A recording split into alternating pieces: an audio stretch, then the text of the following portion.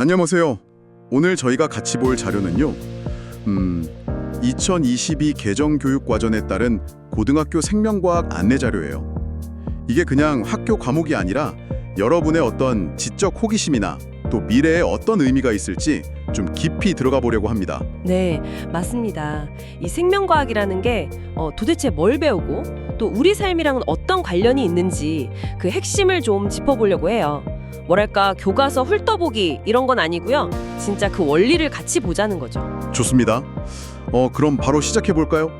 이 자료 보니까 목표가 생명 현상에 대한 의문점을 과학적이고 창의적으로 해결하는 역량 이걸 키운다고 돼 있네요.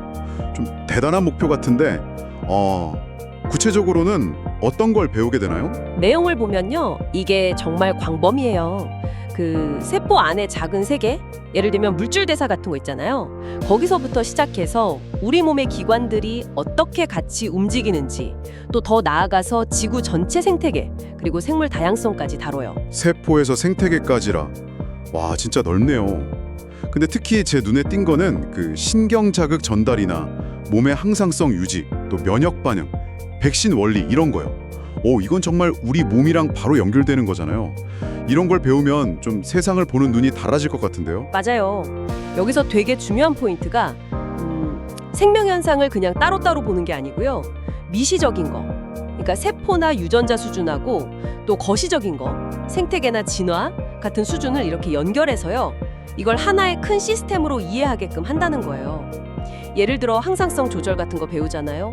외부 환경이 변해도 몸 상태를 이렇게 일정하게 유지하는 거, 체온 유지나 혈당 조절 같은 거요.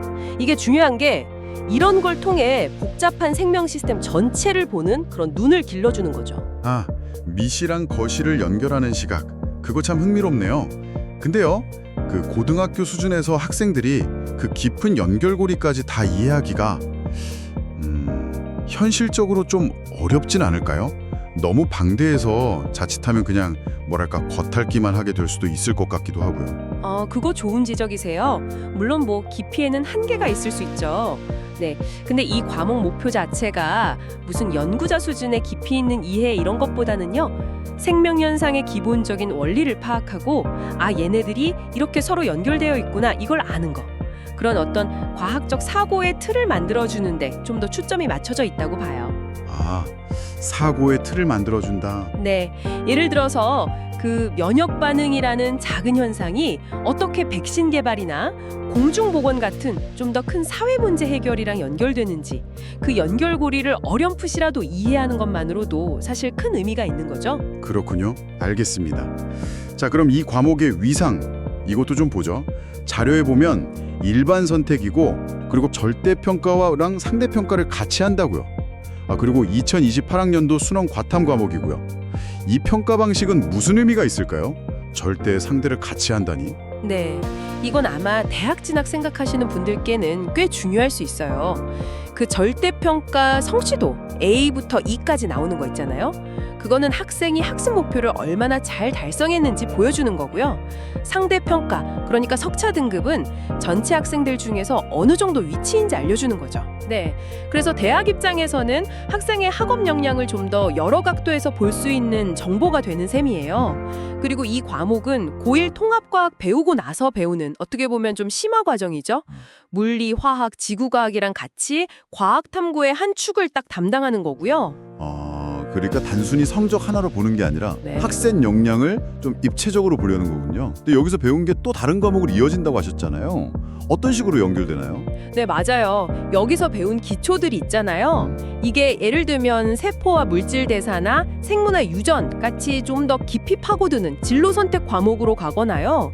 아니면 기후변화와 환경생태처럼 다른 분야랑 이렇게 합쳐진 융합 선택 과목으로 자연스럽게 넘어가요. 학습이 이렇게 쭉 이어지는 거죠. 단절되지 않고 확장되는 경험을 할 수 있습니다. 근데 저희 자료 뒤쪽에 관련 직업이랑 학과 목록 보고 진짜 깜짝 놀랐잖아요. 생명과학 연구원, 의사, 약사, 간호사, 수의사 이건 예상했는데 환경공학 기술자, 식품연구원, 심지어 바이오에너지 연구개발자까지 있어요. 아니, 생명과학이 대체 뭐길래 이렇게까지 분야가 넓은 거죠? 바로 그게 생명과학의 매력이자 또 중요성인 것 같아요. 그러니까 생명 현상을 이해한다는 게요.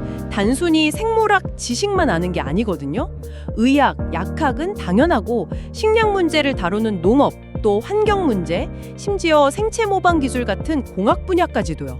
왜냐하면 인류가 지금 마주하고 있는 건강, 식량, 환경, 에너지 같은 큰 문제들이 있잖아요.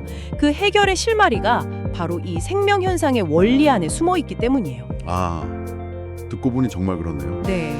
그래서 여러분의 관심사가 이 중에 어디에 있든지 간에 생명과학이 되게 중요한 열쇠가 될 수 있다는 거죠.